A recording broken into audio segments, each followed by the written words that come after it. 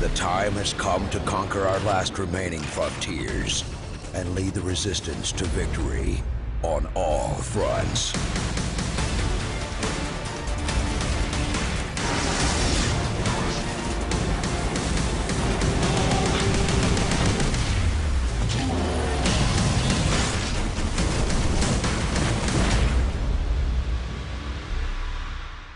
So you guys are my Zelda experts, or we're the Zelda experts, or we consider ourselves the Zelda experts. I don't know. I wanted to hammer out a couple theories, bounce some stuff off you guys. A lot of people are talking about this, and maybe we could clear some things up, or maybe sort of fuel the hype train, I guess. I really want to know who Link is. Like, who do you guys think Link is? Is he one we've seen before? Is he a new guy?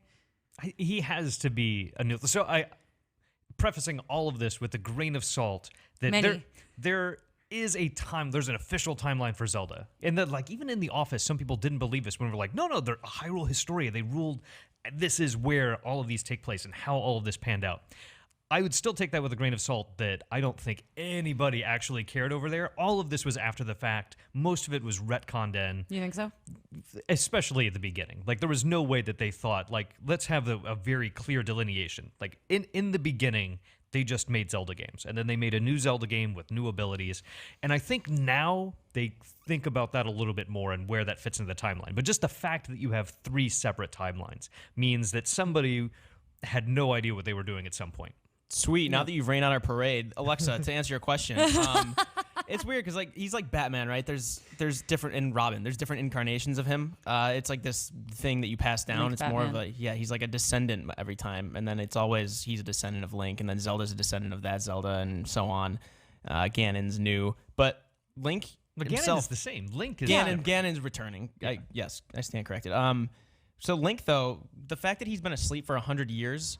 Usually he's just this dude that's been living in, like, the Kokiri Woods or somewhere on Windfall Island that was a dream. But turns out, like, it's Or usually was it? just a new person that is selected by the gods or by the Triforce to be the hero. Whereas now it's like they're leaning towards maybe this is an existing Link that's just been asleep for a long time. Well, we also don't know that he's been asleep for 100 years. Like Calamity Ganon, which is like the most Genova thing I've ever heard, appears 100 years before Link gets woken up. So Link could, in theory, be asleep for more than 100 years. So He could also be just a dude who's been asleep for 100 years. But why? They don't tell him he's the hero when he wakes up, right? That he didn't know he was the hero before, I don't think. The mysterious female voice that awakens him says, "You are the light, our light, that must shine on Hyrule once again." So there's sort of the wordplay there kind of implies that he is the hero of time, hero of legend, some way connected.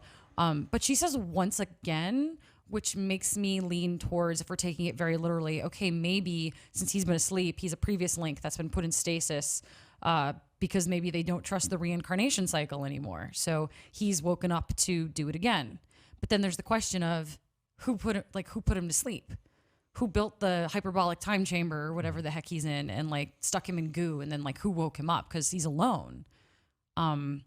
I don't know. There's a lot of 100 years seems so little amount of time for the way that the world has become. Like you imagine the change that goes through any place in 100 years, and even if this is one of the more recent game or one of the bigger games that came out recently, like it seems like the world to have gotten to this level of wildness and disrepair would have had to have been 500 years or some longer amount of time. I think it'd be longer than 500 years because Wind Waker, if we're looking at the whole idea that it's the post-Wind Waker timeline because there's the Koroks and the rock salt, Wind Waker is 1,000 years after Ocarina, and then so this would, if the sea drained, maybe it'd be like another 1,000 years, 2,000 years. Because what's the closest after Ocarina? Majora in terms of time. Majora. I mean, it's a different timeline, so it's hard to quantify. But yeah, Majora is like immediately after when he's like child and goes searching for Navi, right? Because so I need to correct myself from earlier. The Phantom Hourglass Spirit Tracks Link are the same Link, correct? Yes. Yep. And Wind Waker. Yep. That's the same Link throughout the same body. Toon Link. Toon Link there's not more than one Toon Link. I mean, unless you count like the Toon-looking Links from Four Swords or whatever. No. But Is Wind Waker Link the same as the Game Boy Link or the 3DS Link? Link, I thought like that Link was a Between different Worlds. Link. Yeah, well, when you go to Wind Waker and then Phantom Hourglass / Spirit Tracks, I thought that was a different Link for those adventures. It's the same for Phantom Hourglass and Spirit Tracks, but I thought Wind Waker... That was my initial inclination. But yeah, so I'm wondering, because like my initial thing during my demo that I played, the one hint I saw was that old man you come across said you'll drown like Hyrule did, which Wind Waker itself is like the Great Flood happened, and then Wind Waker itself, you're pretty much, the islands are just the highest point of the Hyrule, which is all underwater. So that's why I was thinking it was in that timeline, sometime at least after Wind Waker, or maybe Spirit Tracks or Phantom Hourglass. Not necessarily in that order, but I mean, there's a huge gap in between Phantom Hourglass and Spirit Tracks. So maybe I was like, oh, maybe that's when that, I mean, according to the timeline, the Hyrule story, like a new continent was discovered. But this also still looks like the Hyrule we used to know, because there's, I mean, certain landmarks indicate that it is. So many important landmarks, not even just like things that you might be able to think is one thing or another, but that is definitely the Temple of Time. That is definitely Death Mountain in the background. That's definitely the Eldin Bridge. Yeah. Or the Bridge of Hylia. They both kind of look the same. All the architecture in Twilight Princess kind of looked like that, though. So, yeah, how about that? Let's talk about the Temple of Time for a second. The Temple of Time, and then all that technology, like all the guardians and stuff. I can't think of any other place in the Zelda timeline that we saw technology that looked like that with the same aesthetic, other than the Tower of the Gods in Wind Waker, that one boss with the hands. I feel like that's kind of not directly, but that seems to be in some ways an aesthetic that I feel like permeates all of the Zelda games, especially the ones from the NES. And like of course, the graphics don't quite show that the same way. But when you think about like the original NES game and you're walking around and you touch a statue and it comes to life, like to me that was. The games now are kind of a representation of that similar technology and that similar ideal. To me, is like even as a child, that was never magic. That was like some technology that's bringing those things to life. And I think especially the callbacks that we see in Breath of the Wild are almost a reimagining of the original Zelda from that kind of ideal, from that kind of design perspective. So what you're saying is actually that Breath of the Wild is a totally new timeline. Maybe. Is that another prevailing theory? No, the prevailing theories are people seem to think it's either directly after Zelda 2 or it's... also the failure timeline? Yeah, there's evidence that it's at the end of the failure timeline. And the child hero timeline, which is Majora's Mask. That's when he stays a child. So actually, have we talked about that yet? To preface this for people who aren't familiar with how the timeline works, the quantum physics shit. So might be worth clarifying that, because I don't think anybody besides us, besides like 10 people, care. TLDR, after Ocarina of Time, the timeline of Zelda splits because of all their screwing around with time, splits into 3 different possible outcomes. And one is the Fallen Hero timeline, which is Link fails to defeat Ganon, Hyrule goes into decline, and the first game after that is Link to the Past, followed by Oracle of Ages and Seasons, Link's Awakening, Link Between Worlds, Triforce Hero, Legend of Zelda, and Legend of Zelda 2, The Adventure of Link. And there's a lot of evidence for Breath of the Wild being after Zelda 2, but we'll get to that. The Child Hero timeline, Link successfully defeats Ganon, Zelda sends him back in time to be a child again, and he remains a child. That kicks off Majora's Mask, and then Twilight Princess and Four Swords Adventures, which I feel like fits nowhere. Which is probably my favorite timeline. Yeah, you love that timeline. That's your timeline. Mikey's the child hero. Then there's the adult hero timeline, which is Wind Waker, Phantom Hourglass, Spirit Tracks. Okay.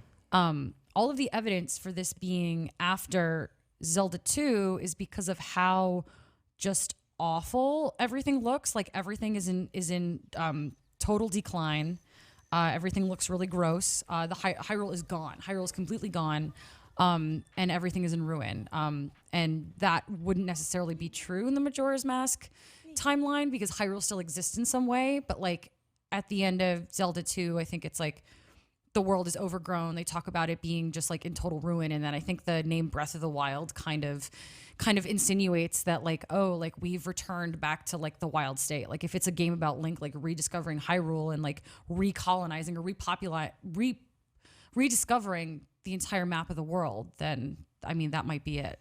In gameplay-wise, it almost fits that the best because this, I think, more than any other Zelda game, calls back to the original adventure, both in the sense of discovery, that you're going out in the world, and it doesn't matter what order you go through the dungeons in. You can do it in any order. Like, it's really rediscovering that aspect of the Legend of Zelda mythos and gameplay. Yeah. Which Link Between Worlds was probably the closest we've been before this to that, and that's the game before Legend of Zelda in the timeline. Yes, it is. Which that would put, that kind of gameplay makes sense. Because, like all the timelines, the gameplay does kind of align. I mean, obviously Phantom Hourglass Spirit Tracks, because of the DS, are pretty similar. That was like the pointing with the stylus and attacking with the stylus and blowing into it and whatnot. But the actual, like you just said, the gameplay of the Failure timeline is all kind of, not all of them, but there's a lot more exploration in those, I feel like, as opposed to the other ones, which are like, that open linear kind of style, which is prevalent in the Zelda series, especially since 1986 when the first game came out. Yeah. The Failure timeline also, especially with Majora's Mask, still deals with the meddling in time that was done in Ocarina. And in some of the footage we've seen of Breath of the Wild, there's a statue of Hylia. And Hylia is only mentioned in Skyward Sword and never again. The only other goddess we really hear about that's not the three goddesses is the goddess of time that like Zelda and others talk about in Ocarina of Time. And Zelda, as we learned in Skyward Sword, she is the human incarnate of Hylia. So it's kind of safe to assume that like maybe all of her incarnations are also reincarnated Hylia. And if Hylia is being mentioned again, and if maybe Hylia and this goddess of time are like the same or their powers are the same, maybe we'll see some of that Breath of the Wild, some of that timeline manipulation in Breath of the Wild. I know people are saying based on footage they've seen, they think maybe there will be some playing with Hyrule when it was thriving, and then this decrepit Hyrule that we're sort of running around in. Although I can't imagine a map that big running through two different versions of that world. Like, that's insanity. No. So I don't know. I don't think that'll happen. But yeah, because you hear about Din, Nehru, and Farorth for how many games in the series? Like probably like half. They talk about them a lot. And they're in Skyward Sword. Right. Yeah, and they like disciples of Hylia or daughters? I think they're part of the pantheon. Yeah, they're part of the pantheon, but you have to collect. Remember, you have to get like Din's Fire, and you have to get all their silly songs for Fi to dance to. Fi.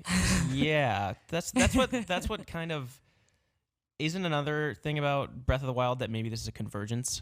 Yeah, people are saying that there's so much evidence of it being like we have the bridges from Twilight Princess, Wolf Link, the technology, like the Sheikah presence, which is more prevalent in the the Fallen Hero timeline. The Fallen Hero timeline has all the Sheikah in it, Link to the Past, through Zelda 2. Zelda 2 has Impa watching over a sleeping Zelda. Like maybe that voice that wakes you up in the beginning isn't Zelda. Maybe it's Impa, like calling you to action. But that's where the Sheikah is the most prevalent. But then you have the elements of Majora's Mask. You have the Koroks and the rock salt that you find, crystallized salt from the ancient sea, I think is the description, which brings you into that timeline. So this could be, it's a good opportunity. I feel like Nintendo has really sort of flung these games all out there. And like you said, they sort of retconned and retroactively fit everything into the timeline. So this might be a way for them to be like, we're done with that. Here we are, and just converging it. I don't know. What do you think? Well, even the timeline is kind of new. I remember up until a few years ago, like that was just a source of incredible conjecture that everybody tried to fit the games into a single timeline, which is impossible. So the prevailing theory was that there were two timelines. And then when they came out with this, that there were three timelines, like I think that was beyond imagining that they would do something kind of that crazy. But that is a fractured timeline at that point. And if you do something that repairs it, that would seem to kind of bring that mythos, bring that story back together. I could see that making sense. So I think my initial response was that it's the Wind Waker timeline. It's the, the Ganon's defeated time. No, sorry, the adult timeline, which is funny because it always screwed me because it's Toon Link, but it's the adult timeline. Toon Link. And this is kind of anime-ish in the design. It's like a combination of Wind Waker and Skyward Sword art styles almost. But it's my crazy crackpot theory is that Calamity Ganon, why change his name to that? It's either always been Ganondorf. Ganondorf is just a version of Ganon. Because he's a big dragon. He's flying. Right, but Calamity itself almost leads me to believe, all right, hear me out. What if Ganon found an advantage in somehow, like he found how to manipulate time, and he found out that if maybe he knew about these two other versions of himself that were fighting, so maybe he thought he'd become more powerful if he let the timelines converge, and then that's why we're seeing like traces of each timeline in it. So like Calamity itself was like the convergence of these like streams of time. I don't know. That's a crackpot theory, but that'd be pretty cool if he's like, oh shit, if I unite all these and bring all these different quantum like parallel universes together, I would have an advantage over Link. Maybe that's why Link was called back finally, because he's like, what if like that Link is a combination of like Spirit Tracks Link, Four Swords Adventure Link, and Adventure of Link. I mean, Link. the map is so large that they could really bring these together. That you could go to a part of the map where you see train tracks laid out. That the part that we're in right now, or the part that we got to play, you're finding salt from the ancient sea. That if you get to find all of these elements from previous games, it would both be really fun for us from a nostalgia perspective, but also really interesting for story-wise. It just also sort of makes sense to me. I mean, I don't remember the last time this much was riding on a Zelda game. Maybe it's just because it's. I mean, Twilight Princess, you could say the same thing it was like a selling point for the Wii, but this more than ever. I mean, Nintendo was not in the same shape when the Wii came out. They weren't like. Wow, they were pretty well off from if memory serves. They might not have been great, but when the first Zelda came out for Wii, it was unproven at that point. Here was a game for a new system that, from a hardcore gamer perspective, seemed ridiculous. That here's this motion controller thing. I just want a game with a controller, and this was for me. This was a selling point for so many people. Like, well, this is where I'm going to get the first way to play Zelda. I will buy a Wii, and the Wii superseded any popularity that it had with gamers. But then now going on to the Wii U, which has been fine, a failure from so many perspectives. This will be a selling game for the NX. There were so many people I know, even like among my friends, who are like, I wanted to buy a Wii U. I've been waiting for Zelda. Now I'll just wait for the NX because Zelda will be on that. This is a game that has so much power for so many people. Yeah, there's definitely a lot riding on it, which I think is why people are sort of, at least people like us, are like bending over backwards trying to figure out like how the game fits and like what's in it and what it's doing. Well, it's just like we know it's unimportant. It's silly, but it's so much fun to think about. It's that. fun, but like if they hadn't published an official one in the Hyrule story, I might not be doing it as much. But like, it's crazy. Like thinking back, like the fact that quantum physics came into play with the Zelda timeline with branching parallel universes is nuts, and that's why it's cool. But it's also why not just embrace that at this point? Why not like actually? Time has been one of the biggest mechanics throughout Zelda, like through all the games. Like Majora's Mask, you use it as a like a mechanic in the game. Ocarina of Time, that's what started this whole like branching universes. Why not like go BioShock Infinite on it? Yeah, why not do that? That'd be awesome. I mean, you woke up near the Temple of Time. Like that's where the game starts. You come out of the cave and the Temple of Time is like right there. There has to be something significant about the fact that it's one of the first buildings you see. Yeah. I have what? No, I was saying that was another like thing that I saw right away because the demo I played, I think we played the same demo. You start wherever, and then but if you respawn, you go back to where you woke up initially. But we had already been equipped with like the blue tunic and pretty decent weapons and whatnot. But then you see the Temple of Time right there. You're wondering. I didn't go inside it, but I wanted to. But I'm looking forward to seeing if you can gather story elements just by exploring the world, which you can. But I'm wondering how much emphasis Nintendo's gonna place on that. Well, they're not showing like villages and people yet because they said it would be such a huge story spoiler. So I know that we were on the old man called it the Great Plateau, which is fallen Skyloft, right? Like that's where Hyrule was founded. Like that's where it happened. And there's just no one there, which was sort of weird. And I wonder if they just pulled all those elements out for the demo so it wouldn't give anything away because it seemed really just open and like bokoblin infested, and that was it. They did mention that for the demo, it was also more densely packed than the full game would be. That because this was a relatively short experience that we got to spend with the game, they put more per square foot than you'll probably find in the actual game.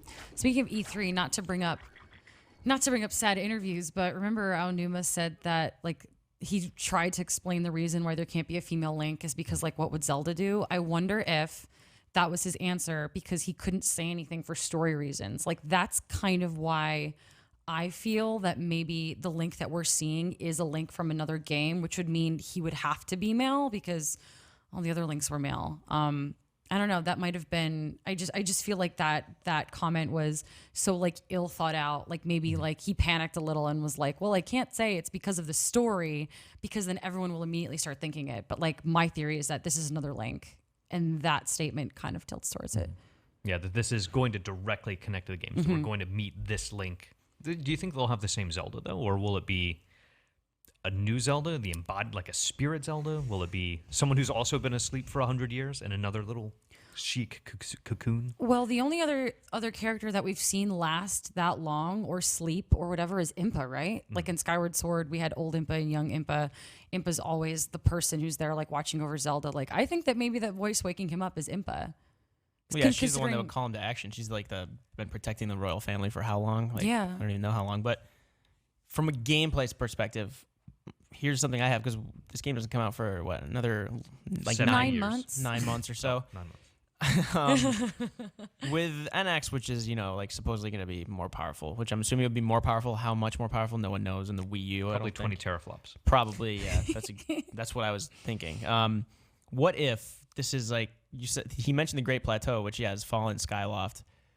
What if you actually you could fast travel right now, which we all fast traveled, I think, in the demo. What if you get loft wings to travel around the world in? Like, that'd be awesome. Not just a horse. Well, we saw a thing floating. Like, it looked like it could have been like a bird with outstretched wings, or like a floating island or something. I don't know. What do you think that thing is? I think that had to be an island. I think it was just so far off in the distance that there is some other a floating place. So how do you get there? You'll probably either teleport. Got your little thing. I don't know, because you can hunt animals. So the amount of people working on this game and like the amount of things you can already do. This is just a theory. I don't know if it'll actually pan out. But what if you could like tame wild horses? Right? Is that something you do? Yeah, you're riding a horse. So maybe you can find loft wings and then tame them and fly around with those. Because you have a parachute. You could just jump off them at any time and float down.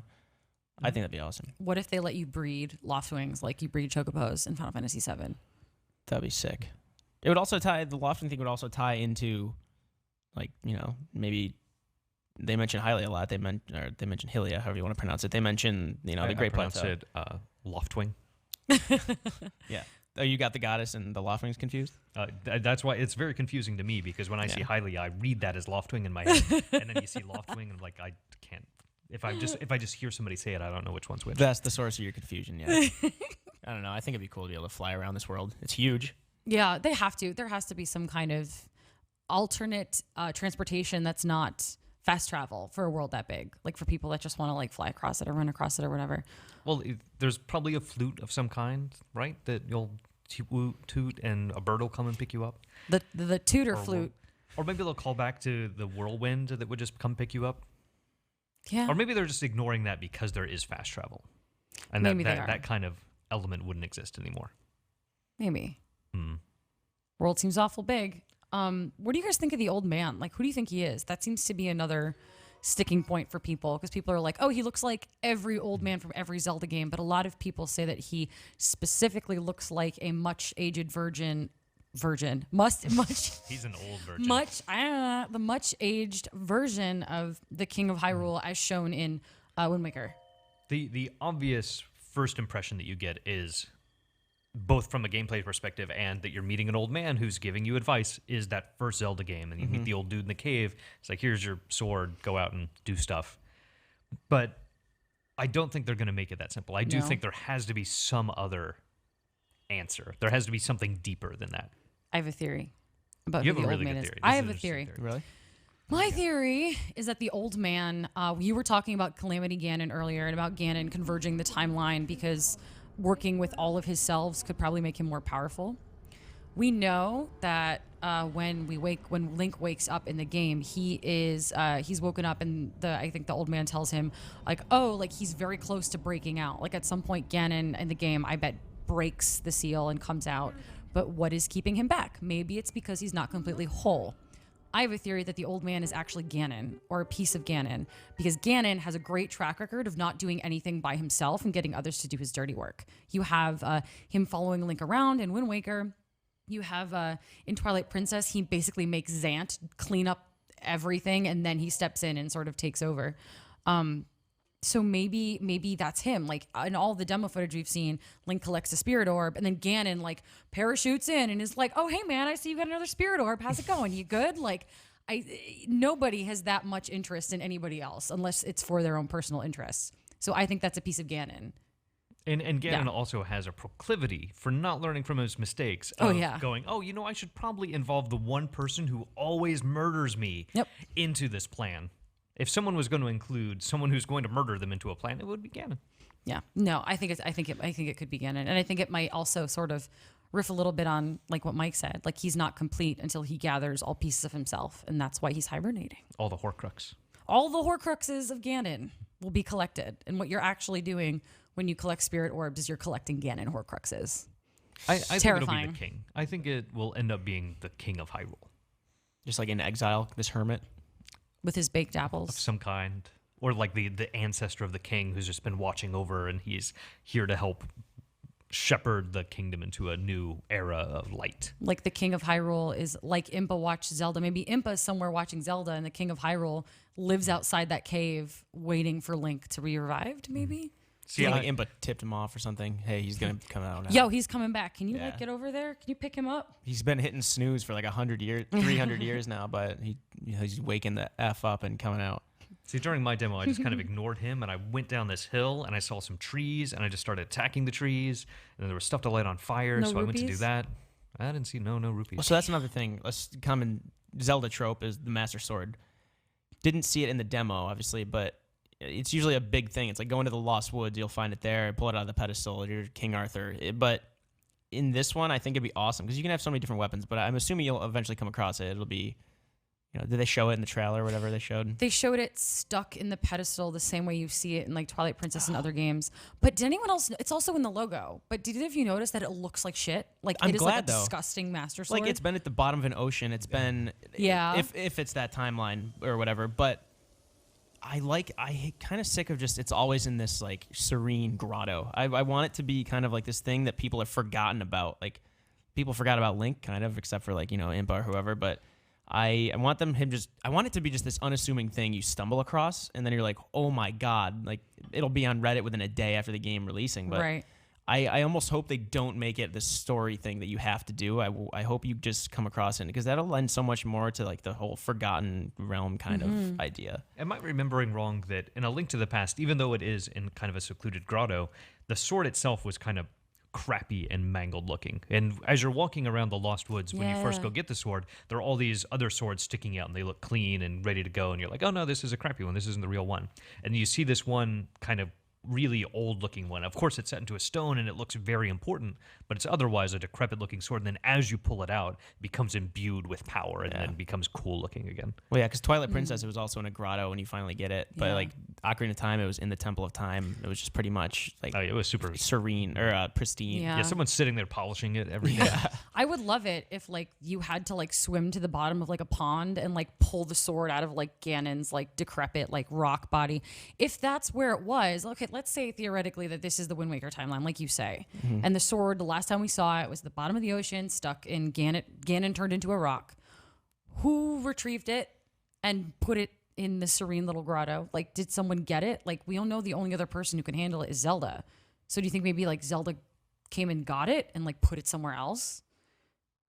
We Just don't know for, where like, the timeline's safekeeping. at. Yeah. Yeah, Maybe like what's she been up to? Would she do that? Is she that bored? Maybe it just finds its own way there. It's Like mean, Fi yeah. came back to life and flew back. Or she knew it was important as like the god killer or whatever. There's a 10% chance I will be needed again in the future. Yeah, I'm out of here. Little Fi. Yeah, no. What about the speaking of Fi, Skyward Sword, another element that we saw there that we haven't seen anywhere else except kind of in this game is all that technology, like all those robots and stuff. And here we have Sheikah, we have the Sheikah iPad, and we have the Guardians, and we have just all of these like technological, like clearly there's remnants of like an advanced technological civilization in this area. Like, what do we think about that? Does that like new? Do you think maybe like if the ocean drained, that's where it came from? Like that sort of mystifies me. Like, what do you think of that? I think it's always been there. Like I mentioned before, I think that permeates the Zelda timeline. That it was the strongest in the beginning because it came from this much more advanced civilization, and that most of that technology, most of that knowledge was lost. But we have pieces of it all the time, from Majora's Mask and Ocarina of Time, the Sheikah stones that have some weird, from our perspective, almost a mystical property, but from a much more important civilization, they probably have a more scientific, like there's a reason that they react and they are able to do the things that they do.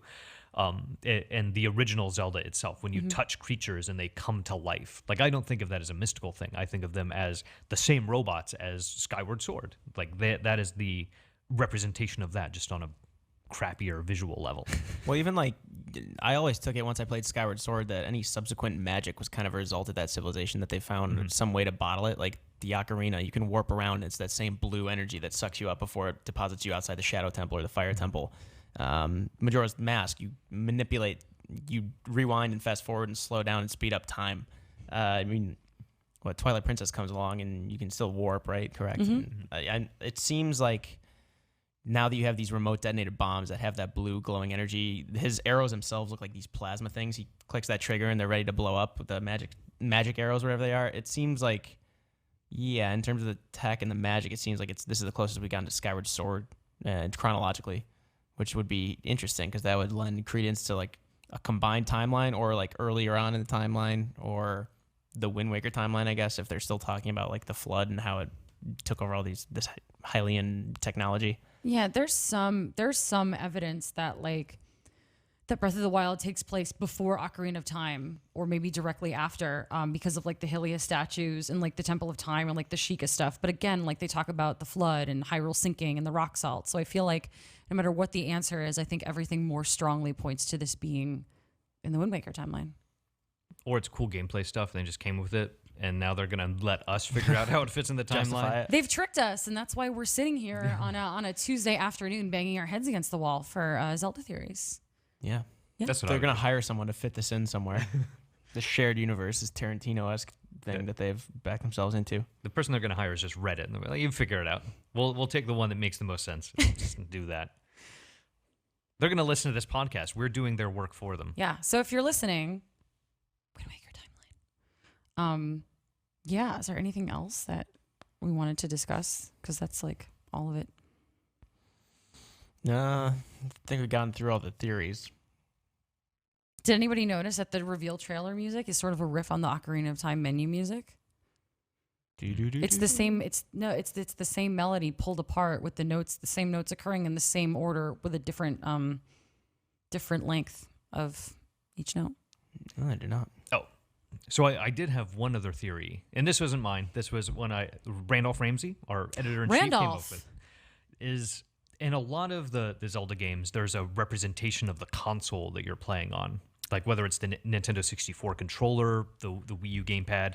In this case, one of the first technological things you get is that Sheikah tablet. The Sheikah iPad. Pip-Boy kind of thing. What if The that is a Sheikah Pip-Boy. representation of the NX controller in some way? If that's how this is going to work, or how they envision the NX controller working. It's literally just like a Palm Pilot. It's like a little. What if that's what the NX itself is, or maybe just the NX controller? But I think it would make a lot of sense for them to have some kind of carryover, some kind of crossover with what you're actually holding in your hand when you play this game. Yeah, because Heavy. Yeah, what if you're playing on a screen? It's like the second screen experience. You can travel and then play it like a 3DS. I mean, that was like a prevalent theory earlier on, but this maybe, I don't know if it lends credence, but it doesn't like deny the fact that might be it. And this is a game that they've already said is going to be playable with the Pro Controller. You don't have to have a second screen to play this. And also just the fact after we played Breath of the Wild demo that Breath of the Wild is just confirmation that it's not going to be completely far-fetched what Nintendo does with the NX, because this is like still feels like a console experience. It's on the Wii U. It has to work for both of them. It has to, like you said, the Pro Controller. It's not going to be this weird like mobile game, which is reassuring in a lot of ways. Yeah, I know there's been so much fear and speculation because we know nothing. Well, that they would just kind of go with maybe an underpowered Android or mobile platform that would be fine, but maybe wouldn't capture the same fidelity of gameplay that you would want out of a console experience. That's interesting. Wow. Mind blown. Maybe we're already... So all of this talk about the NX, maybe we've been playing on the NX the entire time through that demo. Kind of. Not really. Very possible. Some Inception kind of stuff. Zeldaception. Yeah. We did it. I feel like I'm more confused now. Yeah. So much more confused. So this timeline is obviously still close to correct. That's what Nintendo... That's what they're doing with that. Yay. That was my one copy. Here's the new... This is where Breath of the Wild fits in. I figured it out. We did it. Thanks, guys. I appreciate it. Thanks for having us. Thanks, Alexa.